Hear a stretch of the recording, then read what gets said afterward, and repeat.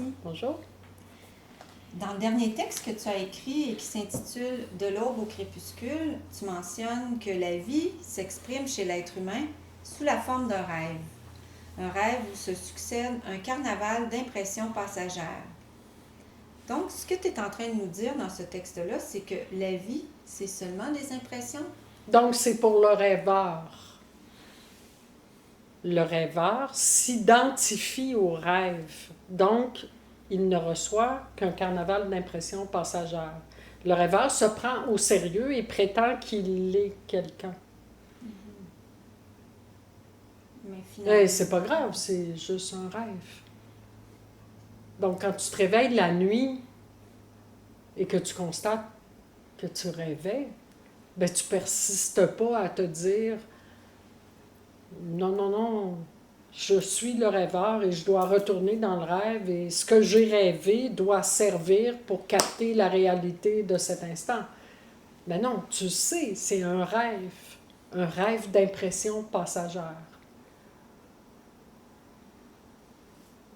Si c'est le rêveur qui rêve, quand il rêve plus, est-ce qu'il y a encore des impressions? Les impressions ne sont pas vues comme étant personnelles. Donc, c'est la seule différence entre un rêveur et un non-rêveur. Donc, c'est la grande différence. Et il n'y a pas il n'y a pas la recherche qui est là. Et il n'y a pas les questions. Oui, mais pourquoi moi? Telle chose m'arrive. Oui, mais pourquoi ceci et pourquoi? Et est-ce que c'est réel et est-ce que c'est pas réel? Les questions tombent. Tandis que chez le rêveur, chez le rêveur qui est identifié, ben, il y a vraiment une tragédie personnelle qui se vit.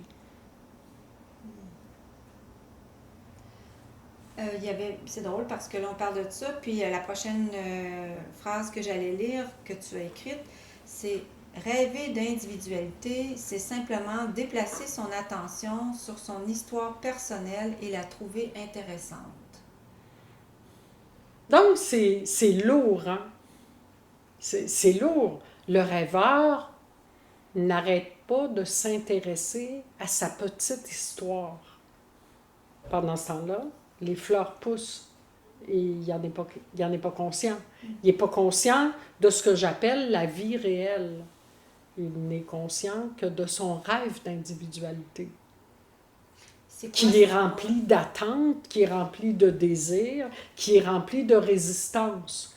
Le rêveur est jamais content, est toujours en train de résister à la réalité, aux événements qui se produisent.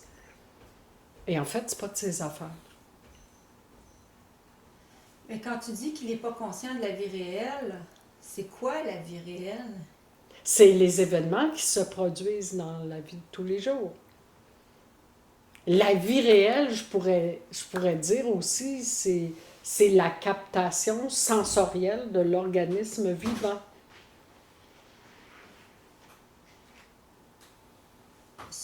Qui n'est pas une interprétation personnelle, qui n'est pas une interprétation fondée sur la mémoire individuelle.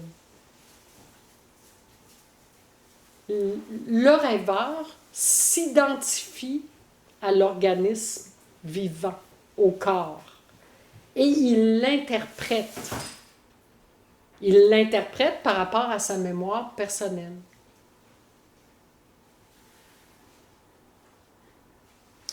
Tu écris aussi que de ne pas s'identifier au rêve d'individualité ne changera rien, ou de s'identifier plutôt au rêve d'individualité ne changera rien au cours de la vie de cet organisme auquel on s'identifie.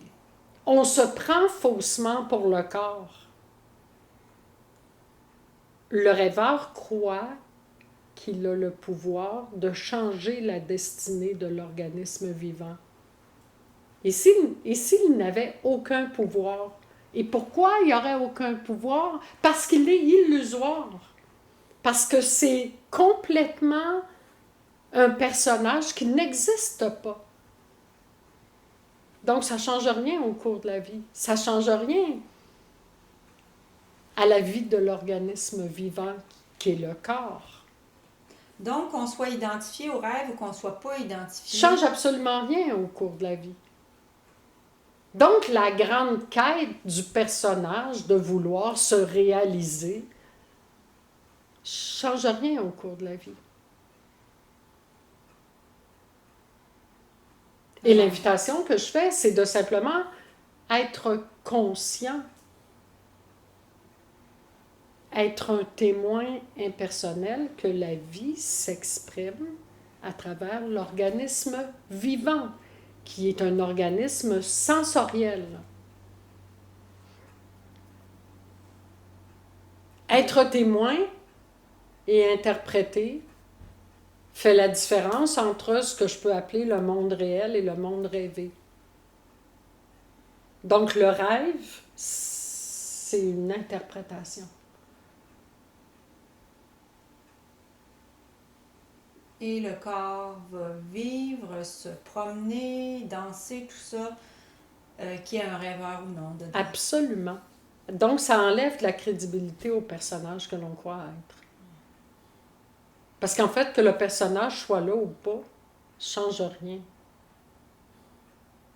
Alors à quoi il sert le personnage? À quoi il sert le personnage? Puisqu'en fait, il n'existe pas.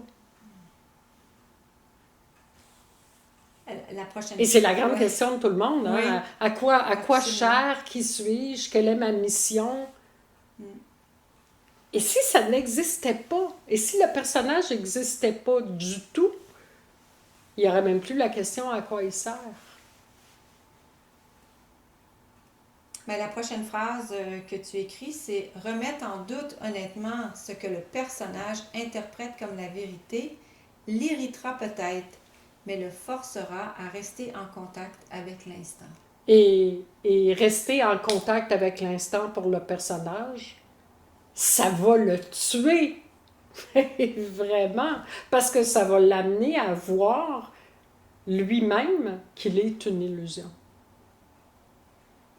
Ce qui sera vécu comme la mort, ce qui peut être vécu comme la mort, en fait, c'est pas la mort, c'est la fin du personnage. Mais le personnage peut le ressentir ou avoir une impression que c'est la mort. Alors, c'est pour ça que j'invite les gens à vraiment pas se prendre au sérieux avec leur grande quête spirituelle et leurs attentes de réalisation. Être en attente, c'est être identifié au personnage. Et c'est oublier de vivre. Pendant ce temps-là, tu n'es pas conscient de la vie qui s'exprime à travers l'organisme. Tu es dans les attentes qu'il se passe quelque chose. Donc, l'attente, la recherche spirituelle, Les désirs personnels. tout ça, ça l'appartient au rêveur. Tout ça, ça appartient au rêveur. La résistance que l'on a avec les événements à tous les jours. Ah, c'est plate, il pleut. Ah, je devrais vivre dans un autre pays. Ah, il m'arrive toujours des malheurs et blablabla, blablabla. La résistance à notre apparence. Je suis trop grande, je suis trop grosse, je suis trop petite, je suis trop rousse. Je gagne pas assez de sous, je suis pas assez fort, je suis pas assez en santé. Tout ça, ça fait partie des attentes, du désir que la vie se passe autrement. Mais je vais terminer avec une phrase que tu as écrite aussi qui clôt bien cet échange-là. Ça dit « La vie n'attend pas tes grandes prières ou tes intentions particulières pour se manifester. Le pouvoir d'intervenir que s'invente le personnage dans le monde du rêve est le reflet de son insécurité. Son rêve est donc bâti sur l'insécurité imaginaire. » Merci Betty. Merci. Les questions aux réponses de Betty sont un extrait d'un texte récent qui sera publié dans son infolette ainsi que sur les réseaux sociaux. Si vous désirez rencontrer Betty et écouter son témoignage, elle offrira des rencontres dans les Laurentides à Morin Heights le 11 septembre 2016. De plus, elle fera des rencontres en Europe du 23 septembre au 10 octobre.